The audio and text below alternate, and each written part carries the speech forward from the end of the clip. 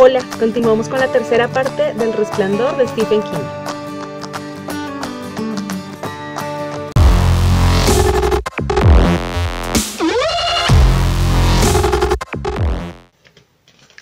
Tercera parte, el avispero. Capítulo 14. En lo alto del tejado. ¡Ay, maldita hija de puta!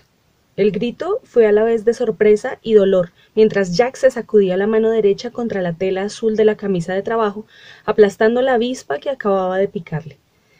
Después se arrastró por el tejado, mirando por encima del hombro para ver si otras avispas se disponían a atacarlo desde el panal que acababa de descubrir. En ese caso, la cosa podía complicarse. El avispero estaba entre Jack y la escalera de mano, y la trampilla que le había permitido bajar al desván estaba cerrada por dentro.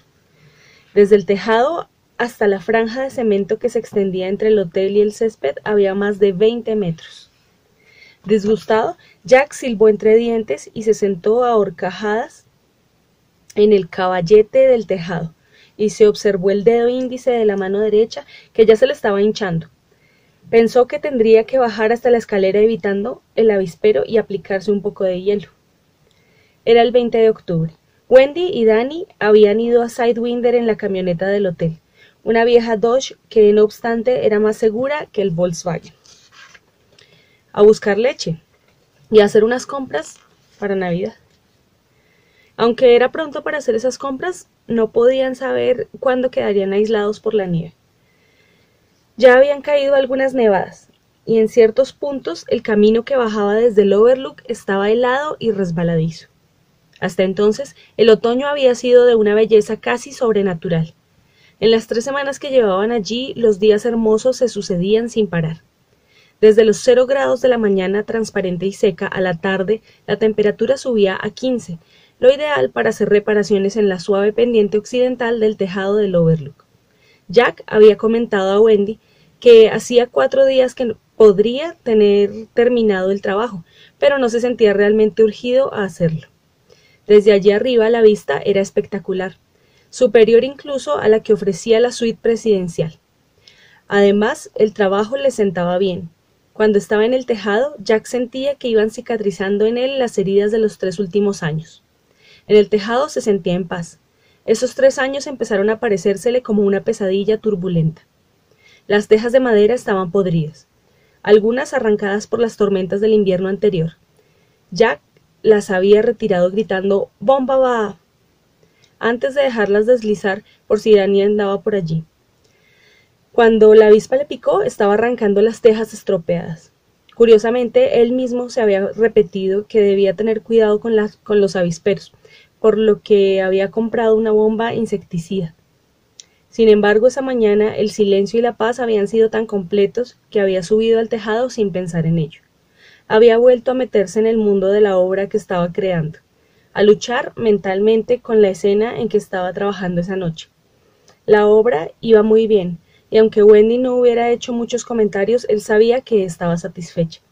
Jack se había quedado atascado en la escena decisiva entre Denker, el director de escuela sádico, y Gary Benson, su joven héroe, y así había pasado los 6 tristes últimos meses en Stovington, en que su avidez de bebida era tal que apenas podía concentrarse en sus clases, y menos aún en sus ambiciones literarias. Pero en las últimas 12 noches, sentado frente a la Underwood, que había cogido prestada de la oficina de abajo, el bloqueo había desaparecido bajo sus dedos, de forma tan mágica como el algodón de azúcar se fundía en los labios. Casi sin esfuerzo, había logrado la penetración intuitiva del personaje de Denker, que siempre le había faltado, y en función de ella volvió a escribir la mayor parte del segundo acto, centrándolo en torno de la nueva escena. Y el movimiento del tercer acto, en el que estaba pensando cuando la avispa puso término a sus cavilaciones, se le hacía cada vez más claro. Se dijo que en un par de semanas podría tenerlo bosquejado, y para Año Nuevo tendría pasada a limpio toda la condenada obra. Su agente residía en Nueva York, una testaruda pelirroja llamada Philip Sandler, que fumaba Territons, bebía Jim Beam en vasos de plástico y pensaba que el sol de la literatura se levantaba y volvía a ponerse con Sean O'Casey. Ella había logrado publicarle 3 de sus cuentos, entre ellos el del Squire. Jack le había comentado por la carta del que planeaba escribir una obra llamada La Escuela, en que se planteaba el conflicto básico entre Denker, un buen estudiante que, al fracasar, se convertía en el director de una escuela preparatoria de principios de siglo en Nueva Inglaterra, y Gary Benson, el estudiante a quien Denker veía como una nueva versión más joven de sí mismo. Phyllis le había escrito expresándole su interés y aconsejándole enfáticamente que antes de sentarse a escribir leyera a O'Casey.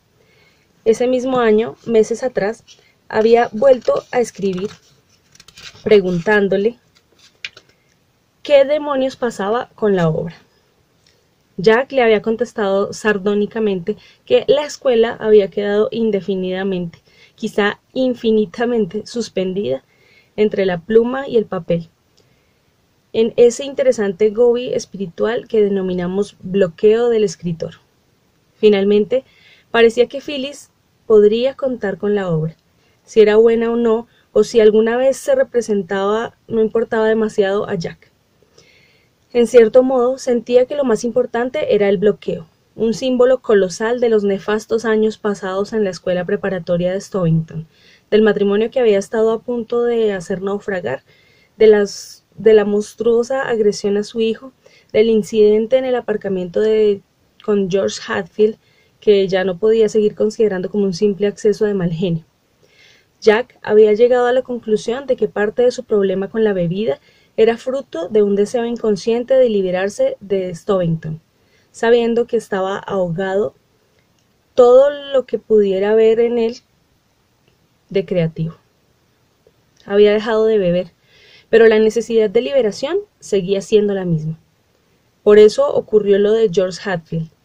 Pero ahora lo único que quedaba de aquellos días era la obra a medio escribir sobre la mesa que había en el dormitorio compartido por Wendy, y cuando la hubiera terminado y se la hubiera enviado a Phyllis, podría ocuparse de otras cosas. No escribiría una novela, no se sentía en condiciones de meterse en un nuevo pantano del que le costara otros 3 años salir, sino cuentos. Tal vez escribiría un libro de cuentos. Moviéndose con cautela, bajó a gatas la pendiente del tejado, hasta más allá de la línea donde terminaban las tejas nuevas y empezaba la parte del tejado que se disponía a preparar. Se acercó al borde, rodeando el avispero dispuesto a retroceder y bajar rápidamente por las escaleras si las cosas se ponían feas. Observó la parte donde había quitado el revestimiento alquitranado y miró el interior. Vio el avispero.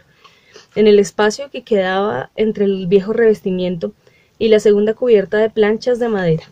Era enorme. Parecía una gran bolsa de papel grisáceo, que en el centro podía medir unos 60 centímetros. La forma no era perfecta, porque el espacio entre el revestimiento y las tablas era demasiado estrecho, pero las chicas habían hecho un trabajo bastante respetable, pensó Jack. La superficie del avispero estaba cubierto de insectos, que zumbaban en un lento y continuo movimiento. Se dijo que eran de las avispas grandes, no las más pequeñas con pintas amarillas que eran también más tranquilas. La baja temperatura las tenía atontadas, pero Jack, conocedor de las avispas desde su niñez, se dio por afortunado de que no lo hubieran picado más de una vez. Pensó que si Ullman hubiera mandado a hacer ese trabajo en pleno verano, el obrero que hubiera levantado esa parte del tejado se habría llevado una sorpresa de 1000 demonios. Cuando una docena de avispas de esa clase se le vienen a uno encima y empiezan a picarlo en la cara, en los brazos y las manos, y hasta en las piernas a través de los pantalones, es muy fácil olvidar que se está a 20 metros de altura y se salta el tejado mientras intenta librarse de ellas, pensó Jack. En alguna parte, en un suplemento dominical o en un artículo de revista, Jack había leído que el 7% de los accidentes automovilísticos quedaba sin explicar. No había fallos mecánicos, ni excesos de velocidad, ni alcohol, ni mal tiempo. Simplemente un coche se estrellaba en alguna parte desierta del camino y el conductor moría, incapaz de explicar qué sucedió. El artículo incluía una entrevista a un agente de policía que opinaba que muchos de esos choques inexplicables se debían a la presencia de insectos en el coche, avispas, una abeja, tal vez una araña o una polilla. No me extraña, se dijo. El conductor se asusta y trata de aplastar el insecto o de bajar una ventanilla para dejarlo salir. Tal vez el insecto lo pica o simplemente el tipo pierde el control. De cualquiera de las dos maneras, bang, y se acabó. El insecto, por lo general ileso, se va zumbando alegremente de entre el montón de restos humeantes, en busca de más tiernos pastos. El agente pensaba que al hacer la autopsia de esas víctimas, los forenses debían investigar la presencia de veneno en insectos, recordaba Jack. Al mirar hacia el avispero, le pareció que podía simbolizar tanto la época que había atravesado y que había obligado a atravesar a los seres queridos, como de un futuro mejor. ¿De qué otra manera podía explicar todo lo que le había sucedido? En el fondo, Jack sentía que todas sus desdichadas experiencias en Stovington debían contemplarse como algo en lo que Jack Torrance había desempeñado un papel pasivo. Él no había hecho nada. En la facultad de Stovington había conocido mucha gente, entre ellos 2 del departamento de inglés, que bebían en exceso. Estaba Zack Toney, que tenía la costumbre de llevarse un pequeño barril de cerveza a su casa los sábados por la tarde, dejarlo toda la noche en el patio bajo un montón de nieve y después bebérselo el domingo, mientras veía partidos de fútbol y películas viejas en la televisión. Sin embargo, durante la semana, Zack era tan sobrio como un juez, y un simple cóctel con el almuerzo era una excepción. Él y Al Shockley habían sido alcohólicos. Se buscaban mutuamente como 2 parias que todavía conservaran el instinto social suficiente para preferir ahogarse juntos, y no por separados en un mar de arena. Eso es lo que ocurrió. Mientras miraba a las avispas parsimoniosamente ocupadas en su trabajo instintivo, antes de que el invierno llegara para matarlas a todas, salvo a la reina, Jack se sintió capaz de ir más lejos. Él seguía siendo un alcohólico, y lo sería siempre. Quizá lo era desde que tomó la primera copa en la clase nocturna de sophomore en la escuela secundaria. Era algo que no tenía nada que ver con la fuerza de voluntad, ni con que beber fuera moral o inmoral, ni con la debilidad o fuerza de su carácter. En su interior había algo averiado, y Jack se había visto empujado contra su voluntad pendiente abajo, primero lentamente y después a una velocidad cada vez mayor a medida que la presión de Stovington sobre él aumentaba. Al final del descenso, lo esperaban una bicicleta sin dueño hecha pedazos y un hijo con el brazo roto. Jack Torrance había sido un juguete pasivo, y lo mismo sucedía con su mal genio. Se había pasado la vida tratando de controlarlo sin éxito. Recordaba que a los 7 años de edad una vecina le había dado unos azotes porque lo encontró jugando con cerillas, y él había salido corriendo a tirar una piedra contra un coche que pasaba. Su padre lo había visto y bajó hecho una furia por el pequeño Jack, hasta dejarle el trasero enrojecido y un ojo morado. Cuando su padre volvió a entrar a casa, refunfuñando para ver la televisión, Jack se ensañó a patadas con un perro que encontró en la calle. En la escuela primaria había tenido una 20 de peleas, y más aún en la secundaria. El resultado fueron 2 suspensos e incontables castigos, a pesar de sus buenas notas. En parte, el rugby le había servido de válvula de escape, aunque Jack recordaba que en casi todos los partidos había jugado como si cada maniobra de sus oponentes fuera una defensa personal. Había sido un jugador excelente durante su época de universitario, y sabía que tenía que agradecérselo a su mal genio. Jack no había disfrutado con el rugby. Cada partido era una lucha sin cuartel. Sin embargo, jamás se había sentido mal consigo mismo. Se consideraba un buen tipo, que simplemente debía aprender a dominar su mal genio antes de que un día lo pusiera en dificultades. Asimismo, debería aprender a manejar su condición de bebedor. No obstante, su alcoholismo había sido sin duda tan emocional como físico, aunque los 2 aspectos estuvieran vinculados en su interior. No le importaba que las causas, las raíces, estuvieran relacionadas o no, ni que fueran sociales o psicológicas o fisiológicas. Él debía hacer frente a los resultados, a los azotes, a las palizas de su padre, las suspensiones, el intento de explicar por qué volvía a casa con la ropa rota después de una pelea en la escuela, y más adelante las resacas, la lenta disolución de su matrimonio, aquella bicicleta en el suelo, el brazo roto de Danny y, por supuesto, el asunto de George Hatfield.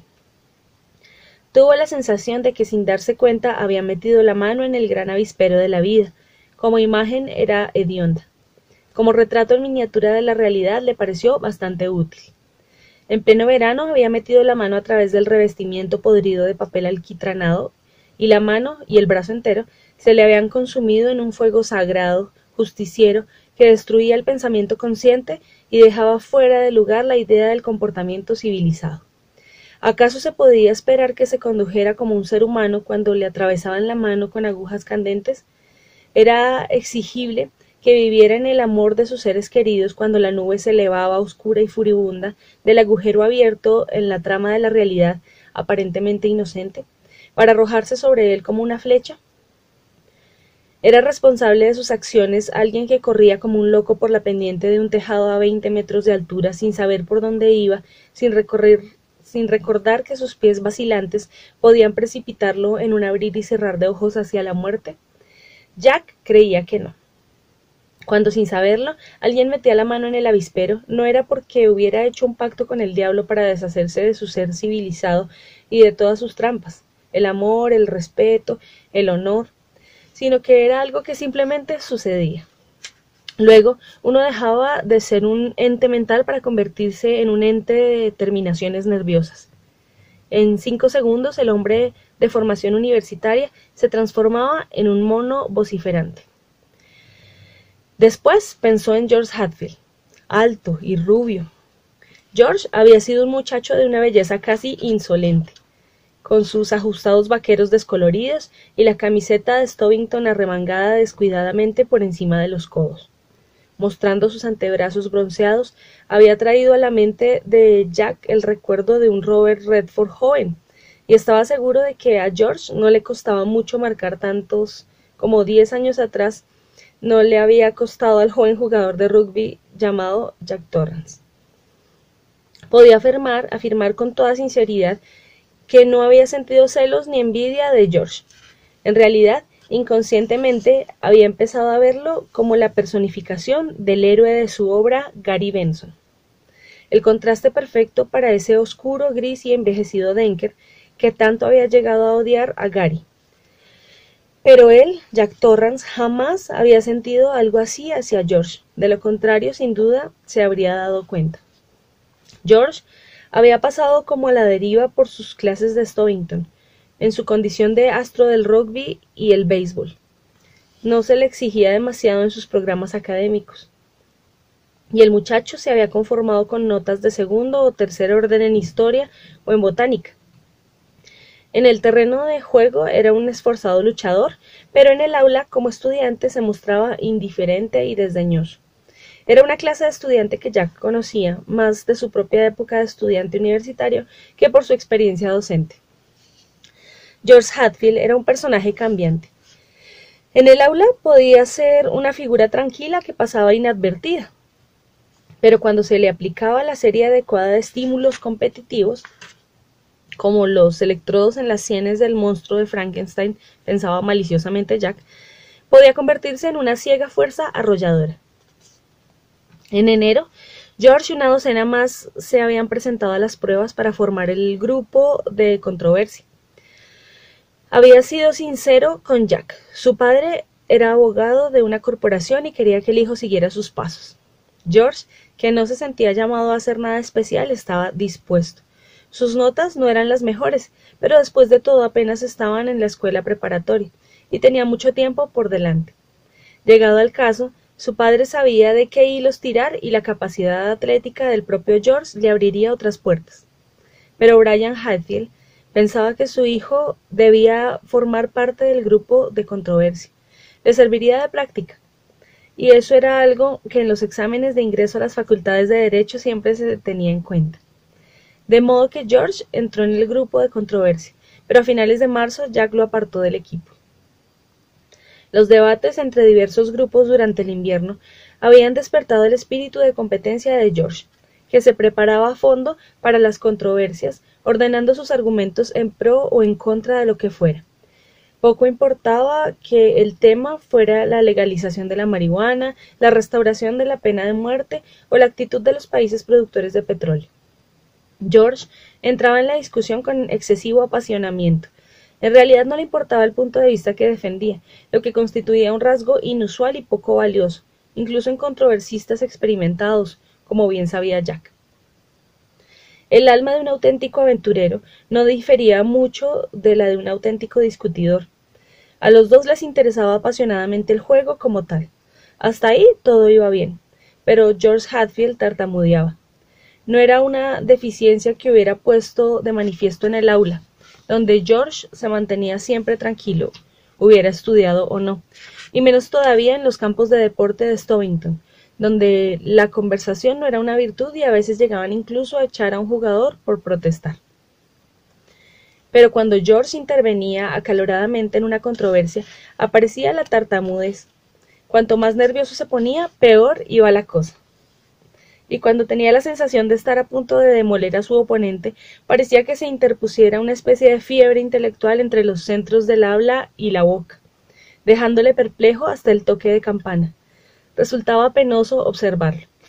Entonces creo que hay que decir que en el caso de cita del señor Dorsky se pierde en vigencia ante las comprobaciones efectuadas en sonaba chicharra, y George giraba sobre sí mismo para mirar furiosamente a Jack sentado junto a ella. A continuación, enrojecía de ira y estrujaba espasmódicamente las notas que había preparado. Jack había insistido en mantener a George en el grupo mucho después de haber dado de baja a otros alumnos incapaces con la esperanza de que George reaccionara. Recordaba una tarde a última hora, más o menos una semana antes de que se decidiera, muy a su pesar de darle el golpe de gracia. George se había quedado después de que los otros se marcharan para enfrentarse con Jack. Usted adelantó el cronómetro. Jack levantó la cabeza de los papeles que estaba guardando en su cartera. George, ¿de qué estás hablando? Yo no llegué a tener los 5 minutos. Usted lo adelantó. Yo estaba mirando el reloj. Es posible que la hora del reloj y la del cronómetro no coincidan. George, pero yo no lo toqué. Palabra de Boy Scout. Sí que lo hizo. La actitud beligerante propia de quien defiende sus derechos de George había enojado al propio Jack. Hacía 2 meses demasiado largos, que estaba en seco, y se sentía hecho pedazos. Hizo un último esfuerzo por dominarse. Te aseguro que no, George, es tu tartamudez. ¿No tienes idea de qué es lo que provoca? En clase no te sucede. Yo no tartamudeo. Baja la voz, por favor. Usted quiere echarme. No quiere que yo esté en su maldito grupo. He dicho que bajes la voz, hablemos sensatamente de esto. A la mierda con eso. George, si puedes dominar tu tartamudez, estaré encantado de que sigas con nosotros. Vienes preparado para todas las prácticas y eres rápido para las réplicas, lo que significa que no es fácil que te sorprendan. Pero todo eso no sirve de nada si no puedes dominar ese... Yo nunca tartamudeo, exclamó. Es usted. Si fuera otro el que dirige el grupo de discusión, yo podría... El enojo de Jack iba en aumento. George, si no puedes dominarlo, jamás serás un buen abogado, en la especialidad que sea. El derecho no es como el rugby. Con 2 horas de práctica por las noches no lo arreglarás. ¿Es que piensas encabezar una reunión de directorio diciendo, pues bien, caballeros, ahora vamos? De pronto se ruborizó, pero no de cólera, sino de vergüenza ante su propia crueldad. No era un hombre el que estaba al frente de él, era un joven de 17 años que se enfrentaba al primer fracaso importante de su vida y tal vez de la única manera que podía. Estaba pidiéndole que lo ayudara a encontrar una manera de superarlo. Con una última mirada de furia, George volvió a la carga. Los labios le temblaban en el esfuerzo por pronunciar las palabras. Usted lo adelantó. Usted me odia porque sabe. Con un grito inarticulado, George salió del aula. cerrando la puerta de un golpe tan fuerte que el vidrio armado se estremeció en el marco. Jack se quedó inmóvil, sintiendo, más que oyendo, los ecos de los elegantes mocasines de Gucci por los pasillos vacíos, presa todavía de su cólera y de la vergüenza de haberse burlado de la tartamudez de George. Lo primero que sintió fue una especie de euforia enfermiza. Por primera vez en su vida, George Hatfield había deseado algo que no podía conseguir, ni siquiera con todo el dinero de su padre. A los centros de habla no se los podía sobornar. No se podía ofrecer a la lengua $50 más por semana y una gratificación para Navidad. Se accedía a dejar de atascarse como un disco rayado. Después la euforia fue simplemente ahogada por la vergüenza y se sintió como se había sentido tras romper el brazo de Danny. «Dios santo, no soy un hijo de puta», pensó. Aquella alegría enfermiza ante la derrota de George era más propia de Denker, el personaje de su obra, que de Jack Torrance, el autor. «Usted me odia porque sabe», había dicho el muchacho. ¿A qué se refería? ¿Qué podía saber de George Hatfield que le llevara a odiarlo? ¿Acaso que tenía todo su futuro por delante? Quizá que se parecía a Robert Redford y que las conversaciones entre las chicas se interrumpían cuando él hacía un doble salto mortal hacia atrás desde el trampolín de la piscina. O tal vez que jugaba al rugby y al béisbol con una gracia natural e innata. Era ridículo, totalmente absurdo. Jack no envidiaba nada de George Hatfield, a decir verdad. Su lamentable tartamudez lo incomodaba más a él que al propio George. Porque realmente el chico habría sido un controversista excelente. Y si Jack hubiera adelantado el cronómetro, lo que desde luego no había hecho, habría sido porque tanto él como los demás miembros del grupo se sentían incómodos y angustiados ante el esfuerzo de George, como le sucedía a alguien cuando un actor olvidaba parte de su parlamento. Si hubiera adelantado el cronómetro, habría sido simplemente para abreviar el sufrimiento de George. Pero no lo había hecho. Una semana más tarde lo separó del grupo. Los gritos, las amenazas corrieron por cuenta de George. Poco tiempo después, Jack fue al aparcamiento durante la hora de práctica en busca de unos libros que había olvidado en el maletero del Volkswagen, y sorprendió a George arrodillado en el suelo con el largo cabello rubio cubriéndole la cara y un cuchillo de caza en una mano, haciendo trizas el neumático delantero del Volkswagen. Los dos neumáticos traseros ya estaban destrozados, y el coche se apoyaba tristemente sobre ellos como un perro exhausto. Jack recordaba vagamente lo que sucedió después. Recordaba un ronco gruñido que aparentemente había salido de su propia garganta. «Está bien, George. Si esto es lo que quieres, ven aquí a tomar tu medicina». Recordaba que George levantó la mirada sorprendido y asustado. «Señor Torrance», farfulló como si quisiera explicar que se trataba de un error, que cuando él había llegado los neumáticos ya estaban desinflados y que él lo único que hacía era limpiar el polvo de las tiras con la punta de su cuchillo de caza, que llevaba encima casualmente. Jack se acercó hacia él con los puños levantados y sonriendo, aunque de eso no estaba seguro. Lo último que recordaba ella era a George levantando el cuchillo mientras decía «será mejor que no se acerque más». Y después recordaba a la señorita Strong, la maestra de francés, sujetándole los brazos y gritando «¡Basta, Jack! ¡Basta! ¡Va a matarlo!». Jack miró alrededor parpadeando estúpidamente. Vio el cuchillo de caza brillando sobre el asfalto del aparcamiento, a 4 metros de distancia. Su Volkswagen sobre pobre trasto vapuleado, veterano de tantos ebrios paseos nocturnos, reposando sobre 3 neumáticos desinflados.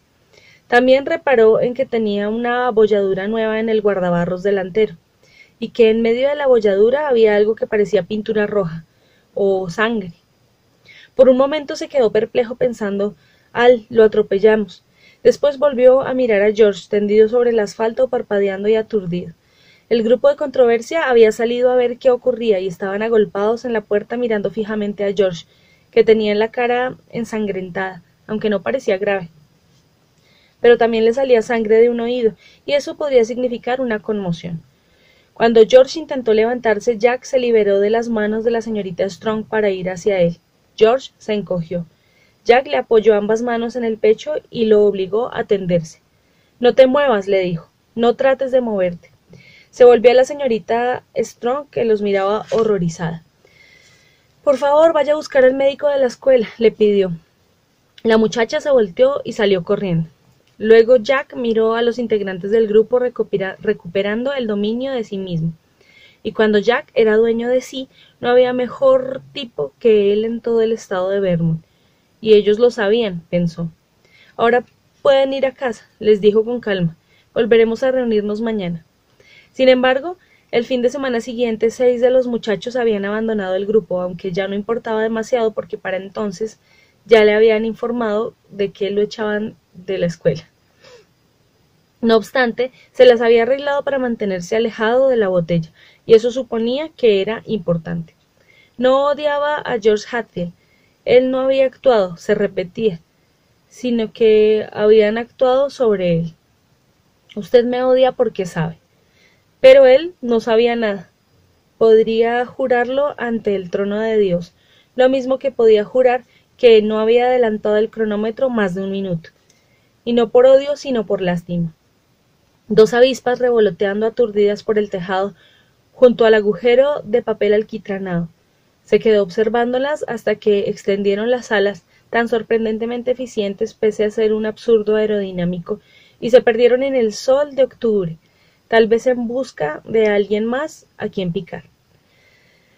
Dios había decidido que era bueno darles aguijones y sobre alguien tenían que usarlos, pensó Jack. ¿Cuánto tiempo había estado allí sentado mirando el agujero que ocultaba una desagradable sorpresa, atizando antiguas brasas? Miró su reloj. Había pasado casi media hora. Se deslizó hacia el borde del tejado, bajó una pierna y tanteó con el pie hasta encontrar el peldaño más alto de la escalera debajo del alero. Iría al cobertizo de las herramientas a buscar la bomba insecticida que había dejado en un estante, fuera del alcance de Danny. Cuando volviera con la bomba, entonces serían las avispas las sorprendidas. Ellas podían picarlo, pero él acabaría con todas. 2 horas más tarde, el avispero no sería más que una bola de papel, que Danny podría guardar en su habitación, como había hecho él de pequeño con otro avispero que conservó siempre en un remoto olor a gasolina y humo de leña. Podría ponerlo junto a la cabecera de su cama, no habría peligro alguno. Estoy mejorando. Aunque no había tenido intención de decirlo en voz alta, el sonido de su propia voz confiada en el silencio de la tarde lo tranquilizó. Claro que estaba mejorando.